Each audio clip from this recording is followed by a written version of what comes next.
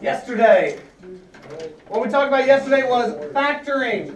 And we had binomials and trinomials, and we factored out, what we called the GCF. Basically, some number that I could divide both pieces by, or if it was 3, I could divide all 3 pieces by. Today's factoring is a little bit different. Remember, yesterday's factoring was undistributing. We call it factoring. It's a way of simplifying something, but this one is going to be factoring a trinomial. Recall how we FOIL things. So say that we got 2 binomials, and I wanted you to FOIL them. Remember, first, outside, inside, last. What does the F give me? X squared. Okay, so I got x squared. Then the O gives me what? 2x. The I, 3x. And the L gives me 6. And I got 4 pieces for FOIL.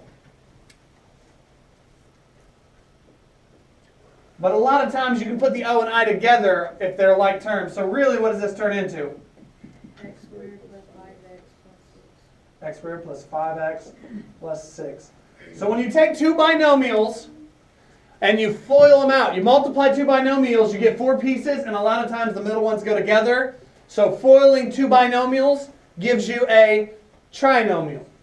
The factoring that we're going to do today is the exact opposite. You're going to be given a trinomial, and we're going to factor it. We are going to unfoil it back into 2 binomials. So factoring a quadratic trinomial is the reverse process of FOILing. We want to put the trinomial back into 2 separate parentheses. Now, that word quadratic popped up. Quadratic means what? From yesterday. Quadratic. The word quadratic. Oh, it means that there's a x squared in there and no, like, other, it means there's an x squared in there and no like x4, x3, anything. x3, x4, x7, x20. Yeah. Those aren't in there. But there is an x squared, so that's what makes it quadratic. And at this point, that's all you need to know. Hey, that thing is quadratic. So just start getting your brain wrapped around it. Now, what we want to do with this quadratic trinomial is see if we can turn it back into 2 parentheses. So here's the way it works.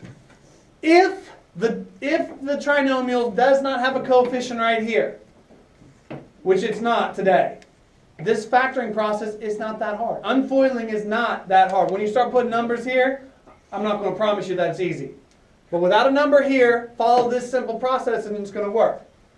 First thing that you want to do is we're going to drop our x's in. This x squared came from us multiplying x and x at the beginning of those binomials. Now what we need to do is figure out what were the numbers right here and right here.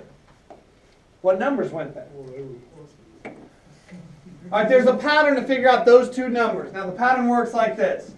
We want to choose 2 numbers that will multiply to 6. So we want to find all the ways you can multiply to 6. But when you take those 2 numbers, they need to add or subtract to positive 5. So the numbers that we need 2 numbers that multiply 6, add or subtract to 5. Right down at the very bottom. 6 is easy. I'm going to put a 6, and tell me there's 2 different ways to multiply 6. What is it? 1 and 3. 1 and 6, and 2 and 3. I mean the reverse counts. If you say 1 and 6, that's the same as 6 and 1. So if I want to choose the 2 numbers that I can add together and make 5, what am I going to choose? 2 and 3. 2 and 3. So here's the deal. I'm going to take that 2 and 3 and put it in here as plus 2 and put it in here as plus 3. And in order for me to check to make sure I did it right, all I need to do is if I pointed at these 2, do these 2 things multiply to 6?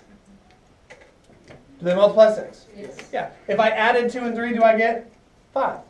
Yes.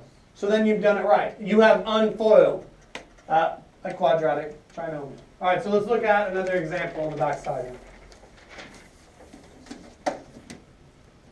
All right, so example 2, x squared plus 9x plus 18. That trinomial is quadratic. How do I know?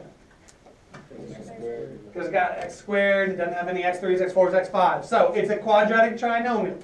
I want to factor it, which means I want to unfoil it back into its binomials. Is there a coefficient on the x squared? No. No. So there's not a coefficient here, so then this is a simple process. Trust me, when that coefficient starts showing up, it's not as easy. But when there's no coefficient, it's not so bad. So you drop your x's in right here and here. Now we need two numbers that multiply to what? 9. Which one is it? 18. It's this one. That's what you want to start by going. I need two numbers that multiply to 18, and when I add or subtract them somehow, what do they come up with? 9. 9. So what I want to do is list out all the ways to get 18. So I write 18, and tell me how different ways. 118. 1 and 18. 2 and 9. 2 and 9. 2 and 3. 3 and 6. 3 and 6. Are there any other ways? Now here's your options for these numbers. 1 and 18, 2 and 9, and 3 and 6. Choose the pair Probably 3 and 6. that you can add together and make a 9. So 3 and 6. So 3 and 6. So let's go plus 3, plus 6. Is 3 times 6, 18? Yeah. Is 3 plus 6, 9? Yeah. And you've done it right. You have unfoiled a trinomial. All right, here's the difference on this one. You actually have a negative 21 out there. So you got x squared plus 4x minus 21. Now the very first thing, does x squared have a coefficient? No. No. So that means what can you drop into those binomials immediately? Your x. X and x. That x squared came from x and x. All right, I want to choose two numbers that multiply to what? Negative 24. Negative 21. Negative 21, yet somehow they're going to add or subtract one way or another, and they're going to add or subtract to 4. positive 4. So I'm going to make a list. Give me some different ways to get 21. 1 and 21. 1 and 21. 3 and 7. 3 and 7. You got any other ways? No. Not with integers, anyway. Okay, so between 21 and 1, or 3 and 7, which of these do you think I can make a 4 out of? 3 and 7. So 3 and 7, I can make a 4 out of it. Now I want it to be a positive 4. So what I want is I want to go 7 minus 3, not 3 minus 7. So let's go and put a positive 7 here, minus 3. And then just to make sure that we did it right, obviously is 7 times negative 3 negative 21? And is 7 minus 3 positive 4? Yeah. So keep in mind, if you needed negative 4, you would just have to switch these signs. So that's what we're looking at. And last one, bless you.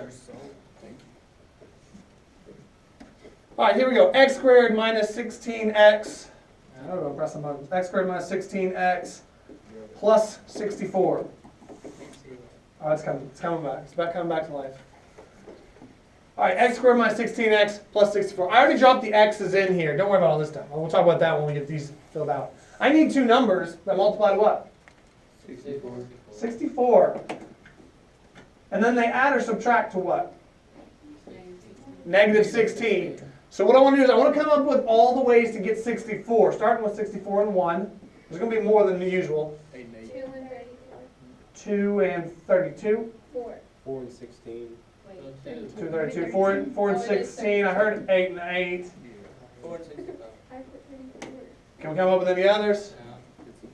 Looks like it. I'll bet it's negative 8, negative 8. Okay. So out of these selections that you have, 64, 1, 2, 32, 4, 16, 8, and 8, I need to make negative 16 somehow by adding or subtracting. Which one looks like it's got the best shot at making negative 16? 8 and 8. 8 and 8. Now the deal is I don't want positive 16. I want negative 16.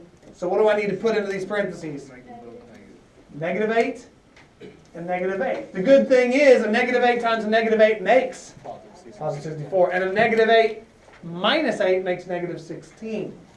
Now here's where this note comes in. Do you notice that these binomials are identical? X minus 8 and x minus 8. If they're identical, you might actually see this as an answer, x minus 8, x minus 8. Some of you have already done it and you have. But they will sometimes take it when the binomials are the same, and then they'll just write it once. So if you got x minus 8 times x minus 8, they will just write x minus 8 squared. X minus 8 squared. Okay, sum it up for me real quick. What we learned yesterday about a quadratic, how does your brain know you're looking at something quadratic? X squared. X squared and nothing bigger. And then today when we talked about factoring a trinomial, what is it the process of? It's the opposite of doing what? Opposite of foiling.